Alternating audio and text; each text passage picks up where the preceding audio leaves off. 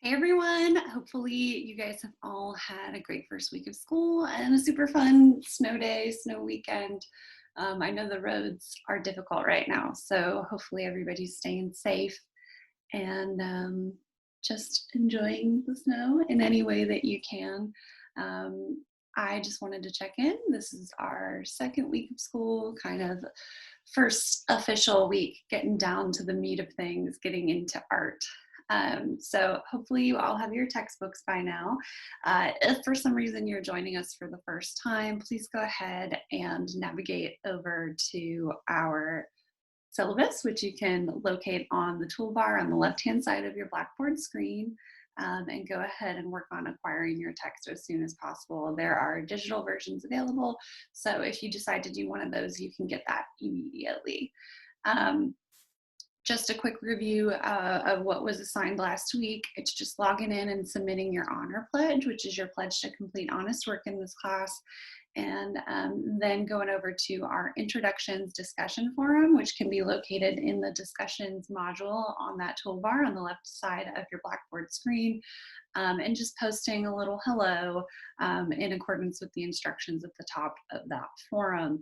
Both of those things are due this Friday, the 21st, by the end of the day. So go ahead and do that. Those are super easy points you don't want to miss out on. If you haven't already, go ahead and start reading chapters 1 through 3 of your text.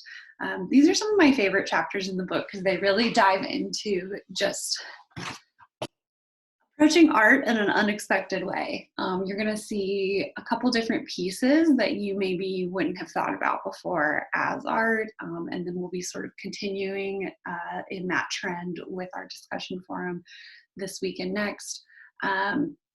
And also talking about sort of basic terminology in analyzing a work of art. We're going to talk about a work's content versus its subject matter.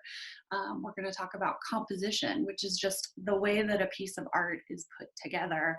And also some other basic vocabulary. So go ahead and start reading. Use your reading guide that's available on Blackboard to follow along with that. Let me know if you have any questions about any specific terminology. There's some great examples in those guides, but I'm happy to provide additional ones for you.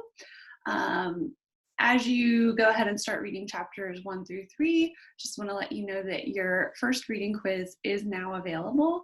That is due on the 28th. These are open book quizzes, but it is really important that you complete the reading in advance, just so that you aren't taking 5 hours to do the quiz. So read in advance, and then you can sort of follow along and use that quiz as a way to review. There is one short answer question on there, and the rest are multiple choice. And then discussion 1 is now open. So discussion 1 this week, we're going to be looking at a couple different articles and videos. So the links for those articles and videos are available in discussion 1.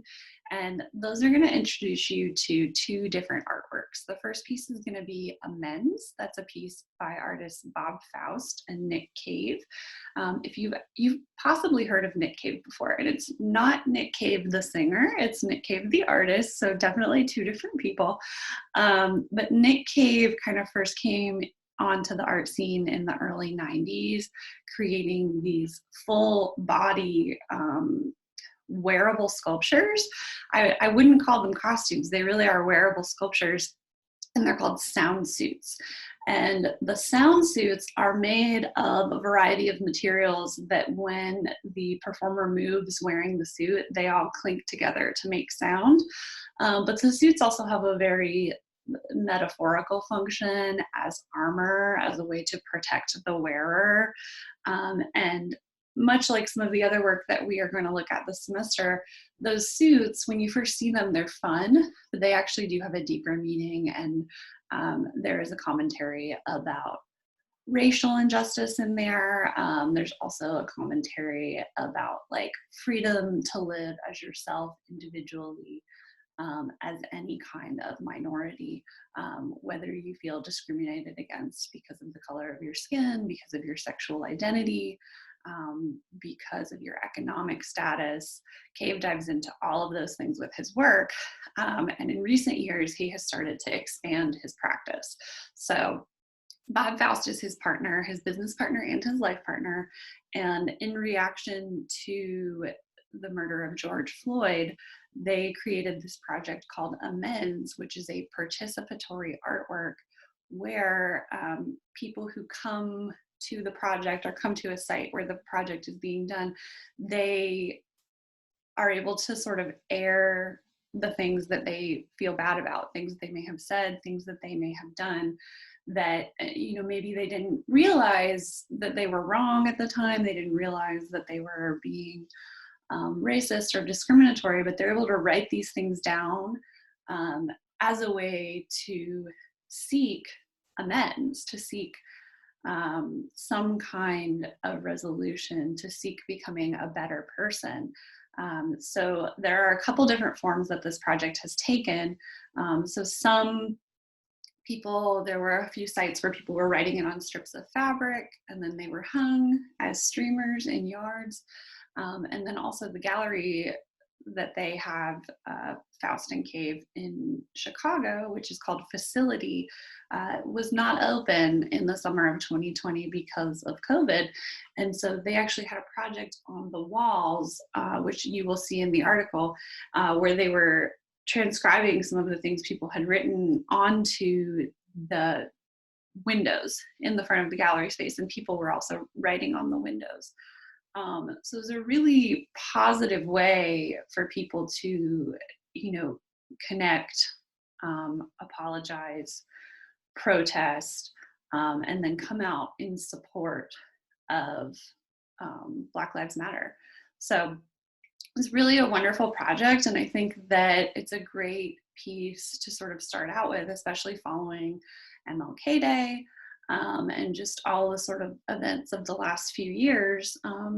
But this piece is really interesting looking at it from an art standpoint because it takes a couple different forms. It is an experience. So you're going to the piece, you're writing, you're participating in the piece. So it has a performative aspect to it. But then afterwards, the artifact of what you've written, whether it's a physical piece of fabric or piece of paper, or whether it's a photograph of where it's been written on the window, these things exist later as an artifact of that work and documentation, and they exist in 2D form. So it's a really good way to look at an art piece that is not just a performance. It's not just a 2D work on the wall. It has multiple lives and multiple mediums. And medium is going to be one of those words that you are introduced to in these first couple chapters of the book. So medium is really not only what a work of art is made of, but it's the genre of the work. So for example, I'm going to show you an art.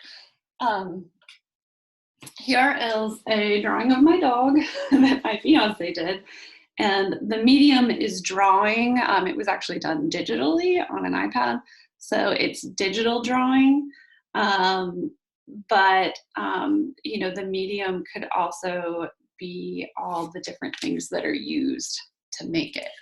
Let me find another example. Let's see.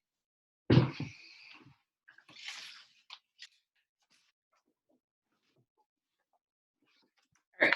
Here's a drawing that was made for me by my niece, Maisie.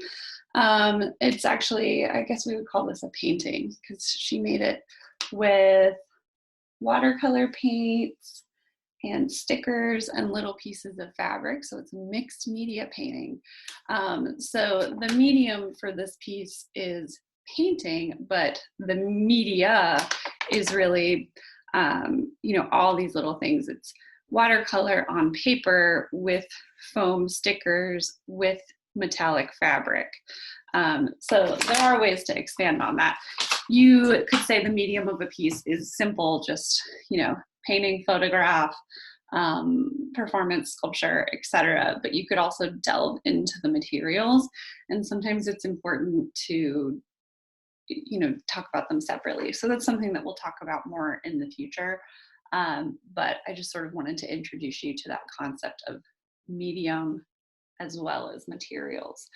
It really all goes into that, um, you know, pool of medium. But it's like, if you think about, if you're searching for clothes online, you could just search pants and you would get a lot of pants. But if you searched blue jeans, you would get specifically blue jeans. So how specific do you want to get when you're talking about a work of art? But back to the discussion forum, the other work of art that we're going to look at is called Teeter Totter Wall. It has a similar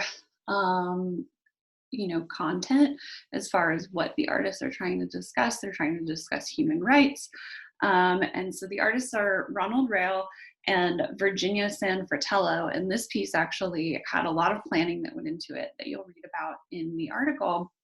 But the gist of it is, it was a seesaw that, this is the border wall, and the seesaw was on both sides of the border wall, so that children on either side could work together to use the seesaw. So you guys may have seen these images in the news a few years ago. It was a temporary site-specific installation, and the pictures are just lovely. The seesaws themselves are neon pink, so they really stand out amid the sort of neutral tones of the desert. But the children on both sides, laughing and playing, working together, and kind of innocent as to, why is this wall here? Why are we on this side? Why are they on that side? Those kinds of things. So you're really drawn in by that, by the fun pink color of the seesaw, and by, the unbridled joy of the children. But then there's this other side to it, that really this artwork is being used to also protest the border wall, as well as, immigration, all the different laws and things like that. So it's protesting some really real issues, while showcasing the love between people on both sides. So this work is also one of those works that kind of straddles many different mediums of art. I would say that it's performative and participatory, because it is, fun to have these seesaws without people on them, but I feel like you don't get a true sense of it without that participation.